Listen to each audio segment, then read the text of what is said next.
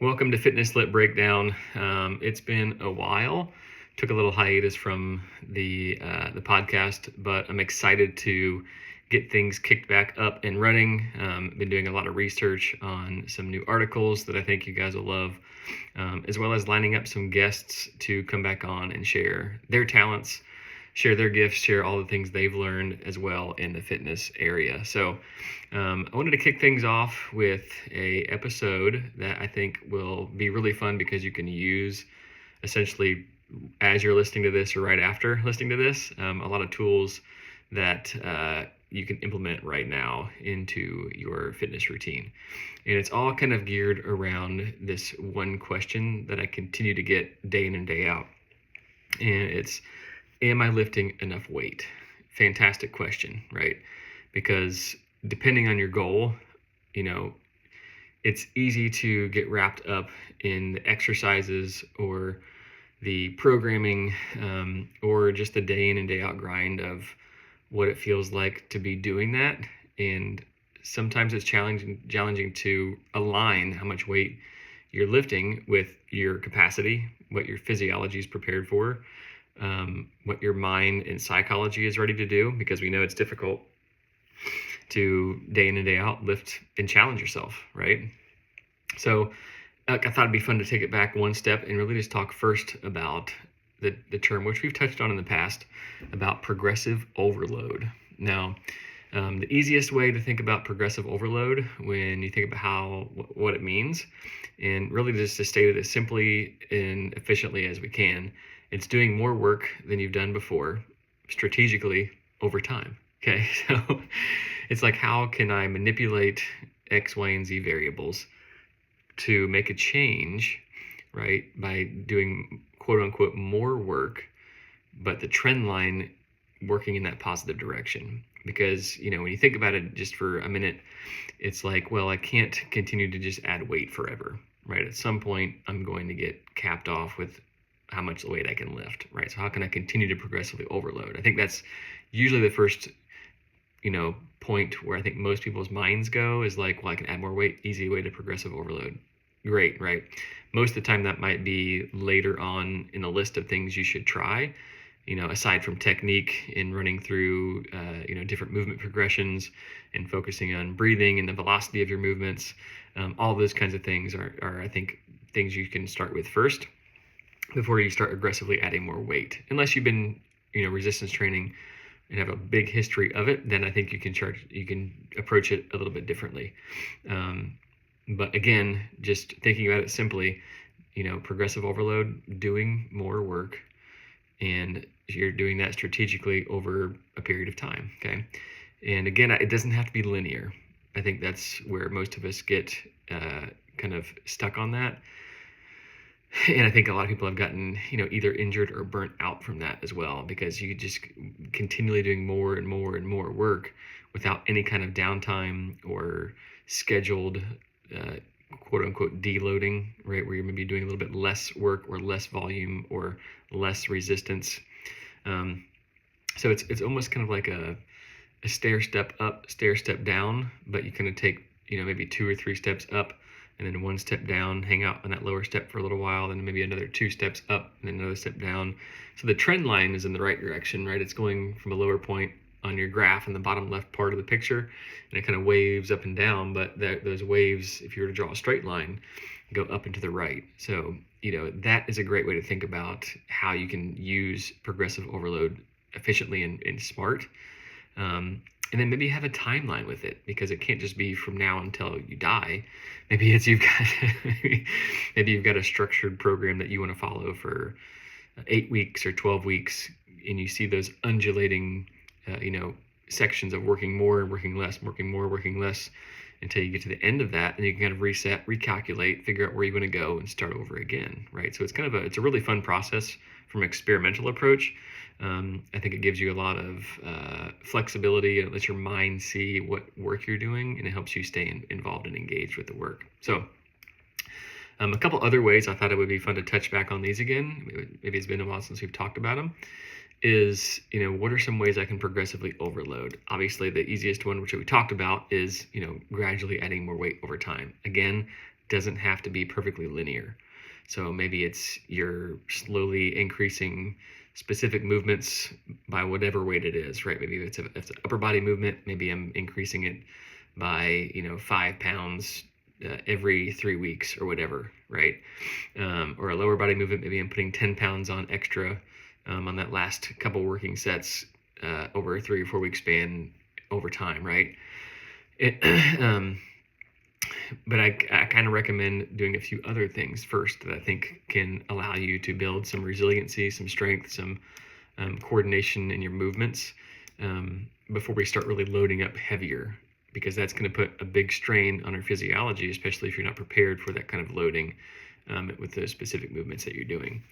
So a couple other easier ways is if you don't want to add more weight, let's say you kind of found that challenging point, you can always add more repetitions. So I've tried this with a few of my clients. That works really well because you can make the connections between the weight you're lifting and seeing improvement gradually over time. Or maybe you pick a resistance that you can get 10 or 12 repetitions with, and every week or two you try and add another repetition to each working set with that amount of weight, right? And so you can, in real time, you're seeing, oh, I've gotten certain percentage stronger because now I've got one more rep in the tank, right? So my capacity is improving over time. So maybe you start at somewhere around 10 reps, you work with that resistance until you're able to get 13 or 14 really solid reps. And you're like, all right, I can probably bump my resistance up now, drop back down to 10 reps and work that system over again. So that's kind of a really fun way, again, because you can kind of have that in real time response of, oh yeah, this is really cool. I'm getting more work done. I'm seeing myself get stronger in the moment that I'm doing it. So repetitions is an easy way to progressively overload yourself. Another is you can manipulate volume again. Again, volume is reps times sets times weight. So maybe you don't want to change the weight or the reps, but you want to do more overall work by adding additional sets, right? So that's an easy one to do, where if you've always been doing 3 sets of a certain circuit or a certain program, adding a 4th set or whatever that might look like, an easy way to do more work, aka progressively overloading whatever routine that you've got. Okay, so consider how you can potentially do more work by adding more sets, so your volume is manipulated via sets. Okay, another fun one is changing the velocity of the movement. Now, velocity meaning the speed and the direction of it. So that can be concentrically. So for example, if you're doing a bench press, the concentric phase of that, the muscle shortening phase of that, is the press upward on a bench press, or the press upward on a shoulder press, or standing up from a squat or a deadlift. That's the concentric phase. You can change that. You can make that faster. You can make that slower, right? Same thing on the eccentric portion of the lift, the negative. So you're lowering the barbell on your bench press. You're lowering the resistance on the shoulder press. You're dropping down into your squats or your deadlifts, where the muscle is lengthening under tension. You can change the speed of that as well. How quickly are you doing those things, or how slowly are you doing those things? And that is going to change what's called the time under tension, where if I really slow down one or two or both of those, I'm essentially doing more work per repetition than I probably was before, using a kind of a traditional 1 or 2 second lower, 1 or 2 second rise, whatever the exercise is. So it's kind of in the gray area of manipulating volume, because the reps will be the same and the sets might be the same, but the time per rep will be way more, maybe even double. So you might be doing double the amount of work without really seeing it on paper. So be careful with that one, because then the slowing down the eccentric is definitely correlated to increasing delayed onset muscle soreness. So you probably, if you've never done it before, you will be more sore the days following. Where can you play with that? There's been some pretty good research on a 3 to 4 second eccentric, and then a 1 to 2 second concentric. So if you're going to do this again, for an example, on your bench press, a 4 second lower to the bottom, and then a regular kind of smooth press to the top, right? That is, has been shown if you're working towards something like increasing strength or hoping to see muscle hypertrophy, okay, get your muscles bigger, right? Lots of good research on that timing if you're going to play around with the volume, or sorry, if you're going to play around with the velocity of your exercise. Another one which is easy to change, and this will kind of obviously give you changes in work per given time, and that is going to be your rest intervals, your rest time. So if you have decreased rest time, if you take less rest time but do the same amount of work, you've essentially done more work in a shorter period of time, right? AKA progressively overloading that workout that you can change and manipulate over time based off of the graph or that trend line that you're working on. Same can be said if on the other side of that, because that's kind of geared towards you're exercising under more fatigue. So if you're thinking about your working sets, likely by the time you get to the end of your workout, you're not able to do as much work because you're not rested enough to do it. It may slightly diminish your volume, but you've done more work per unit time. So you're kind of again in that gray area where it's hard to measure. If you're doing lighter to moderate resistance, that's a great way to make an easy change to progressively overload yourself. If you are doing heavier movements, let's say you're doing some barbell work, or you're squatting or deadlifting or shoulder pressing or bench pressing, whatever that might look like, you may consider taking a slightly longer rest interval, maybe between 2 and 4, maybe 2 and 5 minutes, depending on how heavy you're doing something, because that way you're really setting the stage for giving your best effort with each set, so you're not giving up repetitions that would normally be due to fatigue, if that makes sense, right? So if you're going heavier that day, consider having longer rest intervals so that your overall volume is not diminished as much by fatigue and you get more work, right, on a heavier end of the spectrum. So another way, in the gray area, that you're essentially progressively overloading, okay? 2 more that are kind of fun. One is, I think, which we all kind of fall prey to. We kind of get stuck in, we do our favorite exercises. I'm probably the worst to blame because I've usually got, I kind of stick to the big ones. When you think about your body, it's like I can hinge, I can squat, I can step up, I can press, I can pull, and I can do some, carry some heavy things. So those are kind of the main things in my mind. If my time is very compressed and I know I've got to get something done, I usually stick to those big 6 kind of movements. So when you think about over a long period of time, I kind of do a lot of the same stuff.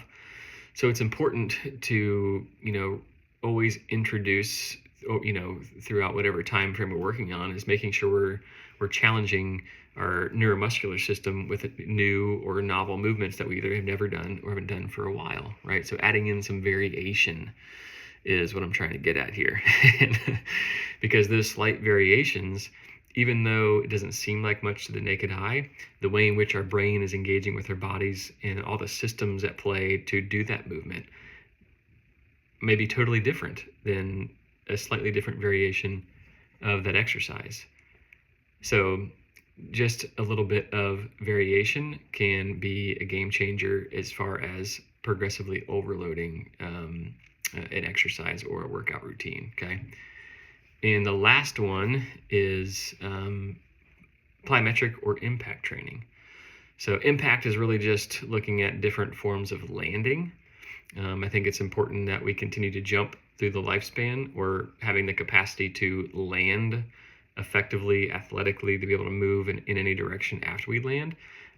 As far as stimulating larger muscles, motor units, and larger fast twitch muscle fibers, that's key to the lifespan, as well as engaging and stimulating bone and bone growth and bone health. So different versions of landing and jumping and bounding are a totally different way of engaging our bodies that you can easily incorporate if you haven't done them for a while, to get that progressive overload into your program.